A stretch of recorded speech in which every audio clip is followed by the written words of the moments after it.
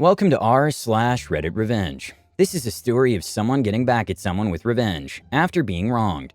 Thank you friends for subscribing to the channel and for so many likes. The first story, I collected evidence against the boss and sued a lot of money. The second story, bully humiliated me and I put him in jail. Today's first story is, harass me, treat me like crap, that's gonna cost you 5 years' salary. First, some background. A bit over 6 months prior to the start of this story, we had a change-up at the company I worked for. The old owner was a great guy that was retiring and handing the company off to his son, a real POS just out of business school type. The son, with the mentality that the company is now his, went about restructuring, namely reassigning teams to different projects and leaving those that remained in their old positions to pick up double, if not triple the workload. He did this all in the name of saving a little money. Unfortunately, my department, safety/engineering, of which I was the team lead, was not spared from this effort. In the end, I had it out with the boss and department head, ultimately costing the company 3 months of my entire department working 80+ hour weeks, and forcing a huge year-end bonus to be paid out to us. Unfortunately, after my initial meeting with the new boss, i.e. the son, he took a liking to me, in a really bad way. Essentially, he really liked me, and wanted to go out with me, or sleep with me, or however you want to put it. He even enlisted his friends and secretaries to help him.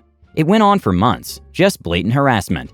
I kept everything, every email, every voicemail, and went to my best friend, who happens to be a really good lawyer.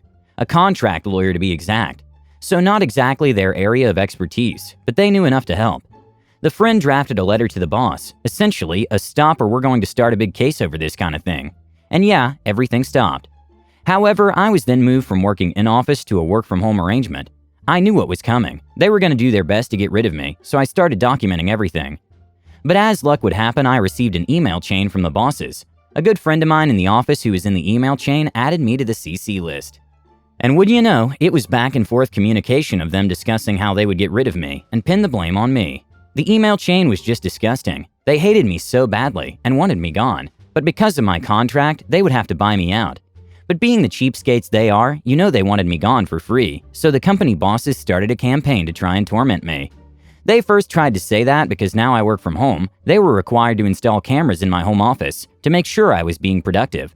Luckily, that did not work. You have to love contracts. They also tried assigning an impossible workload to me, but luckily my team and I were almost like family, and they picked up the slack. After 3 months of this crap, I get an email and a phone call from the HR department saying I was getting laid off indefinitely because there was just no work for me. This was complete BS given that we had several dozen projects we were working on. On a side note, in Ontario there's no such thing as a layoff, as in the court's eyes, being laid off is considered an active dismissal, which is essentially the same as being fired. After this conversation with HR, I call my lawyer friend, almost in tears just shouting, "Look what they're doing to me! Help!"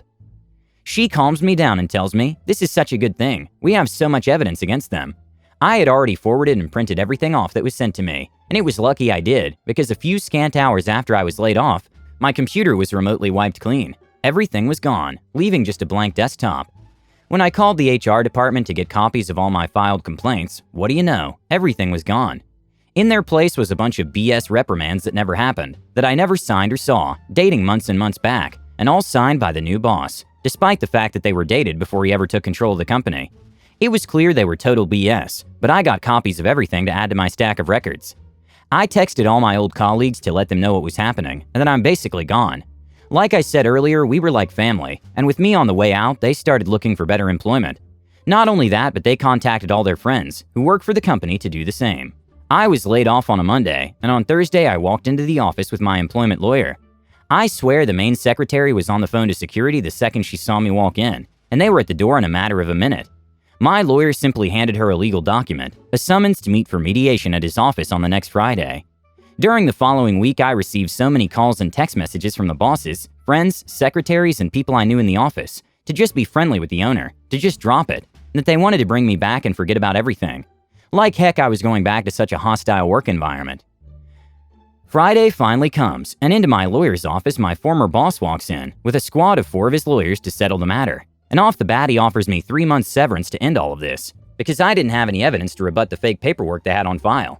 At this point my lawyer starts to bring out all the paperwork we had, namely copies of every complaint I had ever filed, which were all signed by the bosses, HR, and myself. Luckily for our case, I had made sure to take a copy of each complaint when it was written up. They didn't think I had anything? Oh boy, were they wrong. My lawyer made the case that in court, it'd be obvious that all the paperwork they had on their end were forgeries. Nothing was signed by me, and he pointed out that there were dates with the boss's signature where he wasn't in the country, let alone working for the company yet. At that point, the boss and his lawyers went to speak privately. After about a half an hour, they came back with a much better offer, a full year's salary, but my lawyer was like, nah, we'll just go with what the contract says, plus go for damages in court. Given the recent changeover at the company, the lawyers seemed to know they couldn't afford this going to court, not to mention it would be so bad for the company's reputation. So they basically rolled over and asked, what do you want? We demanded 5 years' salary plus the average bonus I would have made for each year, plus all the legal fees paid. It was a big win, but it didn't end there. I got a taste of blood and wanted more. I made phone calls to several companies where I had contacts and found jobs for every member of my team and several members of other teams. By the end of a week, the company lost 10 of its most talented people. Not to mention most of those people had friends and colleagues that ended up following them to their new employers. The fallout was pretty bad. Before all of this, they had the pick of the litter when new university students graduated. But now, because they lost almost all their senior people, they had no one to mentor new employees. Plus, word got out fast how they treat the workers like crap, so no one with any talent would even think of getting near the company. As of today, the company is just a shell of its former self. It's still big, but it bleeds money. They also now have a problem with permanent staffing and are paying out the nose to hire subcontractors. Let's just say they don't make money like they used to. In fact, they've not started any new projects in something like 9 months. If something isn't done on the side of management to improve things fast, they'll likely be going bankrupt in the very near future. The next story is how I got my bully arrested for a completely different thing.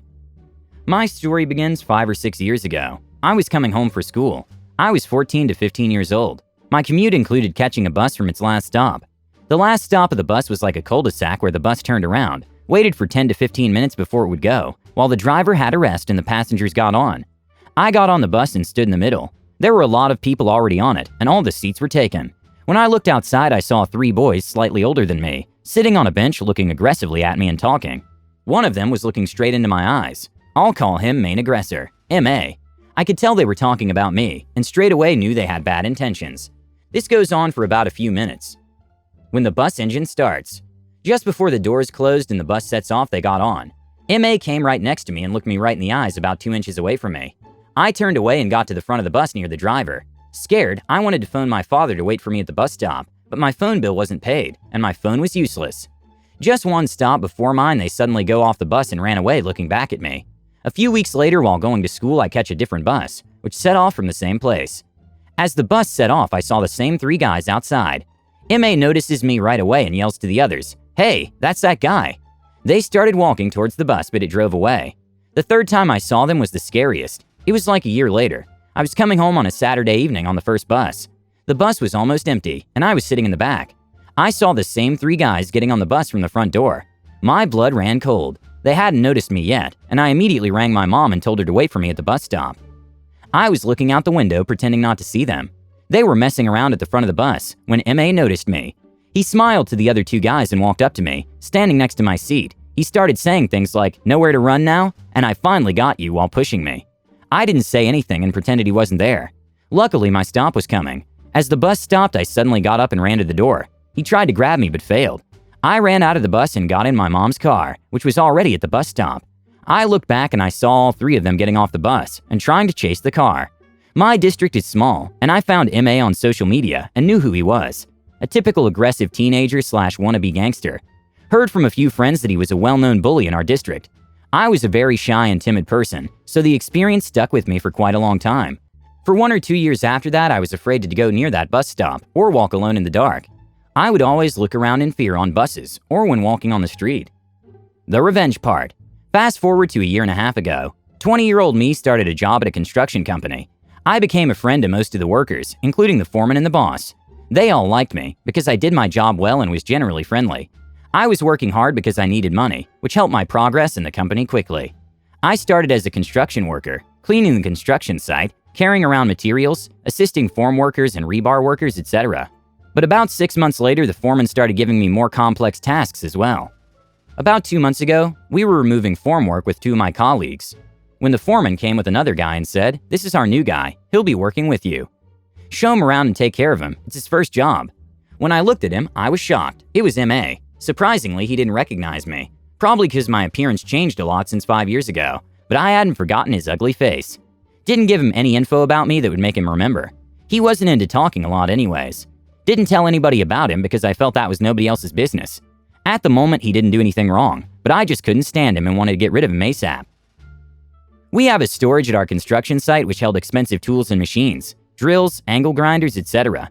One morning we came to find it broken into, and there was missing equipment. There's one security guard, but his kiosk is on the other side of the construction site, next to the entrance, which is about 50 meters away, and his view to the storage is obstructed, so he didn't see anything. There was security camera footage, but it was low quality, and the two guys visible were wearing dark hoodies. Police was called, but there was nothing they could do. The next day I come home from work. One of my dad's buddies had stopped by to show him the new handheld circular saw he'd bought secondhand for cheap. A bell immediately rang in my head. When I saw it, I instantly recognized it. I took a picture of it, saying that I was interested in buying a similar one. My dad's friend told me who he got it from, and after another check on social media, I found out it was MA's father. It all started coming together. I told my boss and foreman everything I knew, and showed them the picture of the saw. My dad's friend also confirmed to my boss that MA is indeed the son of the guy he bought the saw from. Me and my boss went to the police and told them everything. The next morning, there were 2 officers on the construction site. When MA showed up, they arrested him. The sweetest part was me telling handcuffed MA, "Nowhere to run now?" He thought about it for a second and looked at me with wide open eyes. He suddenly remembered who I am. Anyway, under pressure, he told the police everything. Turns out his father persuaded him and one of his friends to steal the equipment. His father would then sell it and they would split the money. I don't know much about his father, but MA is held on multiple charges, including theft and trespassing. I also heard from a friend that he's been arrested before for assault, but they let him go. This time he's not getting away. Sometimes I feel bad for him, but then I remember what an a-hole he was and still look to be. I hope you love these stories. Don't forget to subscribe if you want to know when the new video comes out.